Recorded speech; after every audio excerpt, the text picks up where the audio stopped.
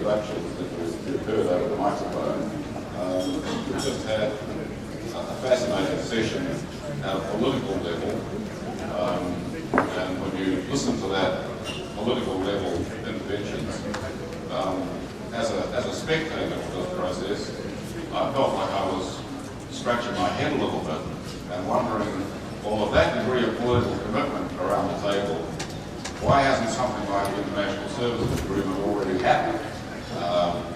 So what we've done is we have assembled here on the stage the frontline troops who are involved in things like the ISA, who are dealing with the day-to-day workings of trade negotiations. Now, it'll be interesting to get their take on what they see as the prospects from the ground, if you like, for this particular initiative, and any others that are avenues that they think are particularly important. You've heard a whole array of striking facts and figures already this morning, so you don't need to hear too many more. I think perhaps the real surprise in a way is if the figures are so persuasive, that the role of services in both goods trade and in general services trade and its contribution to growth are so impressive, it is paradoxical that, at least at the international or multilateral trading level, there hasn't been more wind in the sails of that as an avenue for making progress. So I do hope that some of our speakers will, as well as I'm sure they will, be positive about avenues for further liberalisation, and perhaps touch on what they think the obstacles are to achieving a more positive outcome, and what particular techniques would be useful for doing that.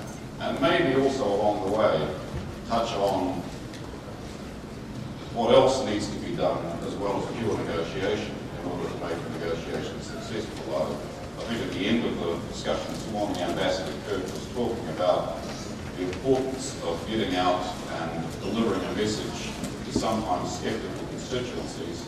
And I think there is a question there is, what else needs to be done in order to encourage movement in the direction of something like the ISA and other initiatives of negotiations that might help that process to be successful. And these are very experienced hands.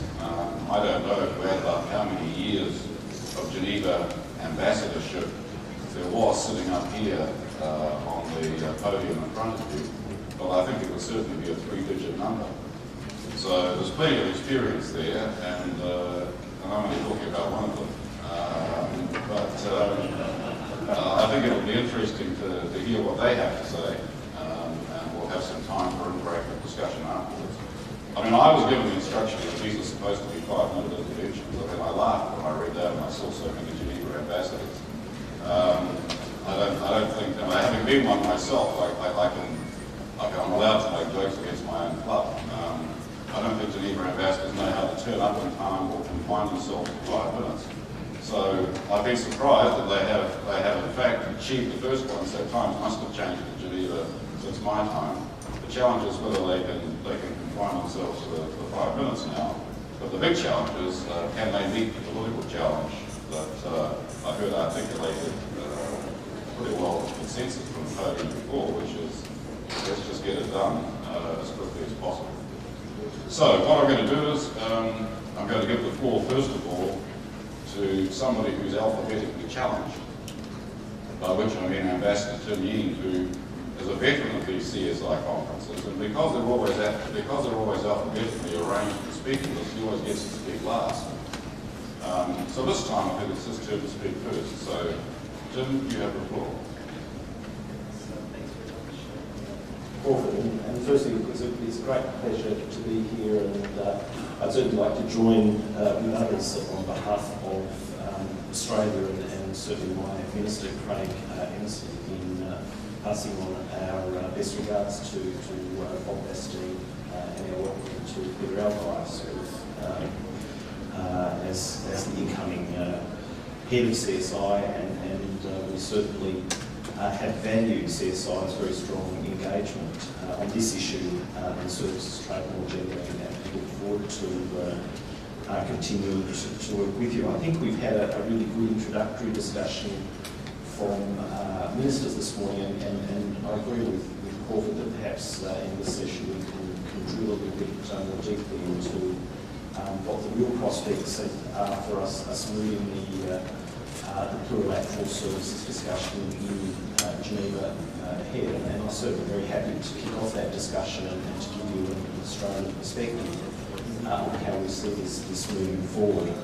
It's certainly nice to be able to come from Geneva for a change with something positive and interesting to say. And there's no doubt that the work that we are doing on the plurilateral service agreement allows me to do that.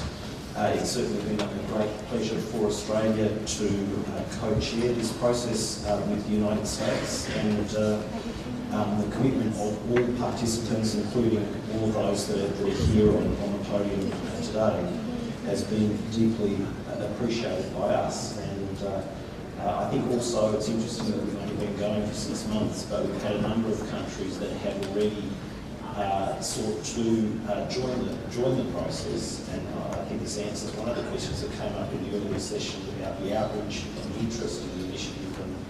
And it's certainly been great for us to, since we began at the start of the year, to welcome Costa Rica, Peru, Israel and Turkey, and we are also about to welcome another participant, Panama, who we had just recently agreed to their request to join this initiative as well. So that gives you a sign of this is something that is moving ahead. It is something that there's a lot of interest in, and the membership of the group is continuing to grow, and that's a very positive development. This is obviously industry interest, and CSI strong support is something that I said we obviously welcome. I would also like to pay tribute to the interest that the Australian Services Roundtable has taken in this initiative, and in fact they were amongst the first groups that were advocating sort of work on a plurilateral basis as a basis for trying to take things forward. I think we've had a summary. I think we all know this discussion began earlier in the year. We're making good progress. I think there's a strong commitment to get things done quickly, and there is a strong commitment to resolve differences, and there clearly are differences between us. But I think what makes this different from a lot of the other discussions I'm involved in Geneva is that we are sitting down and trying to work through these differences to find a way forward. And that's a very positive environment in which to be working, and I think that we have already made quite a lot of progress in resolving some of the issues around how we move the initiative forward. And I'll go into a little bit more detail on that, but I think it's also important to understand why we see this plurilateral agreement as so important, and what makes it different to other initiatives that we Australia are pursuing at the moment, like the TPP or various bilateral agreements. And the thing there is that it's the Geneva context, the Geneva setting of these discussions is absolutely central. We see that the problems that we've had with the multilateral trading system with Doha are a great concern to Australia. The WTO is our number one priority. We need a successfully functioning multilateral trading system. That's why ministers in December, recognising the problems that we are having in Geneva, asked us to look at new approaches, try to move issues forward where we can, and that's definitely the way in which we see this initiative, and its Geneva context, its basis, its relationship to the WTO, its relationship to the WTO GATS agreement are very, very important sort of base points from which we are engaging and wanting to move this discussion forward. I think that Geneva context is one of the key points that I think we need to keep in mind. And another one is that I think we're already succeeding. I think you've heard from the ministers and from what I've had to say that this initiative is moving forward quickly and it's already having a head-turning effect in Geneva. I think The third point, the 4 points I want to make, is that how do we move ahead? And I think what we have to do is we have to resolve problems, and all stakeholders, all participants, industry, must be prepared to show flexibility.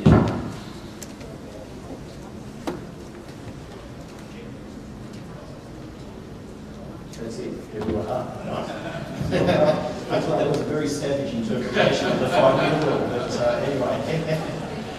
So there's need for flexibility and pragmatism, and I think on this, our view is that we want an ambitious agreement, an agreement of substance, but you can deliver that through a number of different channels. So we don't see a need to to have a detailed discussion about the benefits or otherwise of positive or negative lists. I think we need to be pragmatic in how we move forward there. I think what, from an Australian perspective, we see is that some kind of hybrid that incorporates elements that build from the WTO GATS agreement will be very important. But there are ways that we can introduce sort of negative list concepts, for want of a better word, into the agreement in certain areas as well. And I think there are differences on these positions, and we have to find a way to sort of meet in the middle if we're going to move this agreement forward.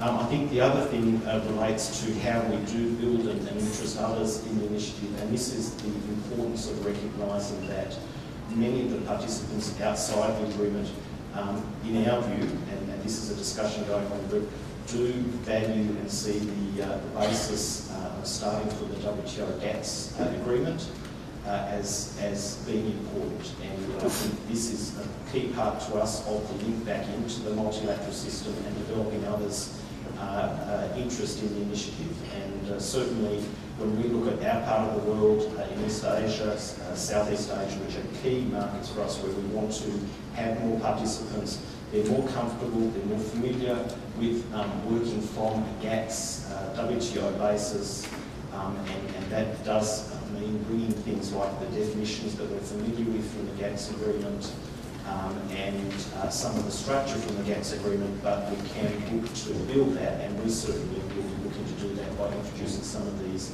other concepts like negative list approaches in areas like standstill, national treatment. I can see I'm being asked to stop, and I've run over my 5 minutes. There's lots more to say. I'm sure many of my colleagues will pick up on some of the issues I've thrown out there, and certainly look forward to engaging in further discussion as we continue here this morning. So thank you very much, Gordon. Thanks very much. That's quite an optimistic take. Sounds like things are maybe moving in a more consensual direction. Talks of hybrid.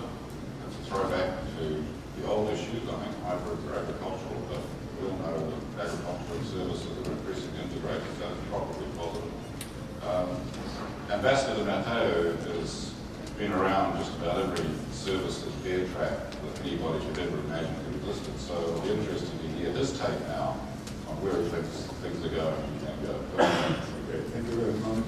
First of all, to say that I'm honored to be here, and Minister Ferrari his apologies, but he sends his regards that the government is being welcome to Peter, both of them, very good friends of mine, so for a long time. In 5 minutes, the only thing I can do is provide 10 commandments. So let me start. First, thou shalt conclude an ambitious and balanced service agreement on the Doha as a first best result. Here are the tables of the agreement, of the law. Second, thou shalt continue to negotiate plurilateral agreements. They are second best, they are stepping stones. Now I will skip all the thou shalt. The ISA agreement should be concluded in no more than 12 months. In market access, members, participants should put on the table the first FTA.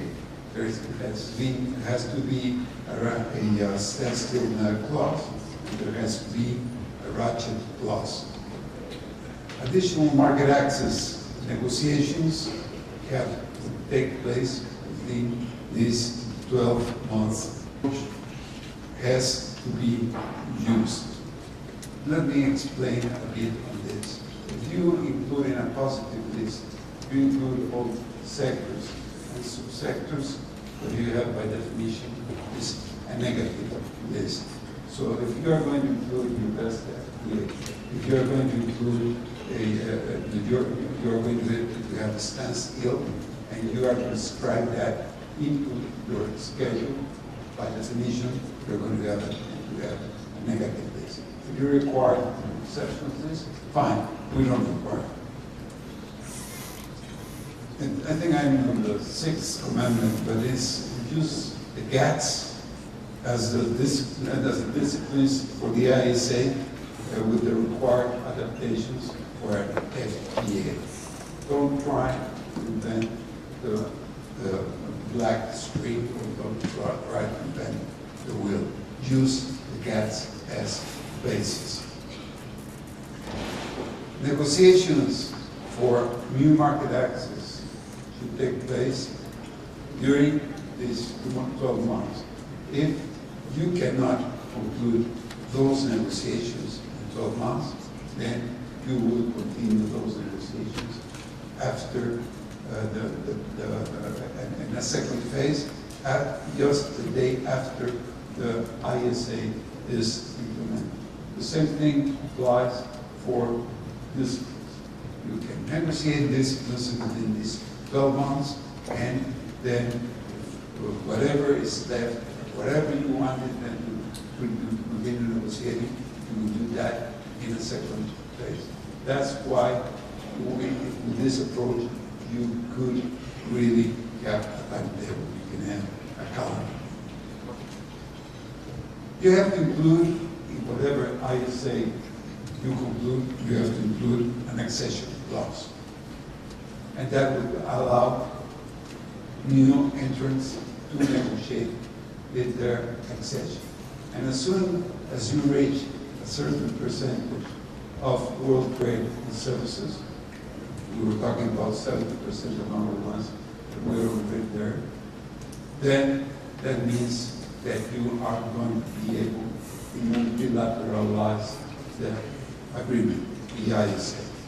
That means that whenever you reach 80%, 90%, whatever, you can give it ergonomics. You can extend it MFA.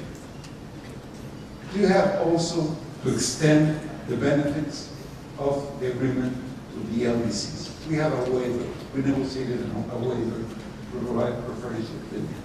That means that if we are 20 participants with the European Union being 27, that makes something like 45 or 26. If you put the LDCs into the agreement, that means that you're going to have, from the start, almost 100 participants in the agreement. That makes a lot of sense. And finally, you need a dispute settlement mechanism. Just borrow the DSU. Just do that. In the second phase, you can die shall no show me the stop sign.